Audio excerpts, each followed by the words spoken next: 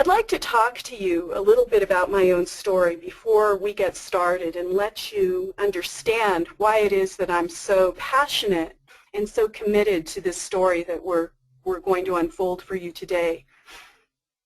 It takes some courage to understand the story because we have to open ourselves to grief. So the question is, do we have the courage to hold the grief that comes with the end of a story? It's my belief that this is the end of a story. I came to this knowledge about global warming on an emotional level about 2 years ago.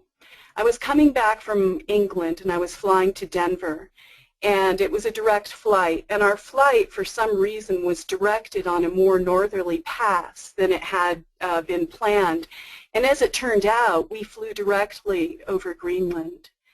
Now, I had flown over Greenland several times in the 60s and the 70s as a child because I had grown up overseas. And I knew about Greenland. I knew it was a massive, white expanse, unbroken, clean, just this unending sheet of ice. So when I flew over Greenland in early September of 2012, I was not prepared for what I saw. The first thing that I saw were thousands and thousands of icebergs. As we approached the island from England towards, flying west, there were thousands upon thousands upon thousands of icebergs in the water. At first I thought the water was very choppy and very rough, but then I soon realized that these were actually icebergs and they had been discharged from the island itself.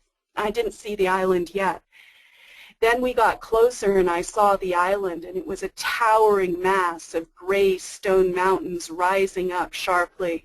And the ice cover was very, very thin and very dirty and runny, and the whole thing, and keep in mind too, this was the southern half of the island, but it looked like a melted ice cream cone sundae, and it was very, very sad. A lot of very dark, very condensed ice.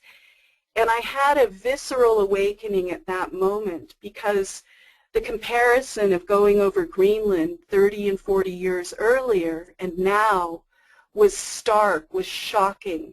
And I realized that global warming is very, very much underway. So this is, my effort to tell you about this situation today.